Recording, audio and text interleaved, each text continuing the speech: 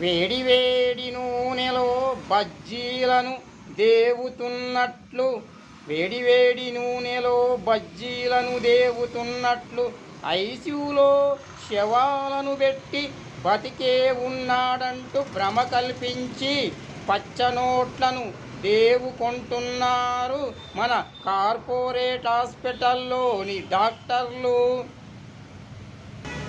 ఇలాంటి కార్పొరేట్ డాక్టర్లని ఖైమా కింద కొట్టేసి కాకులకు గద్దలకు వేస్తే కానీ చచ్చిన పేషెంట్ల ఆత్మ శాంతించదు.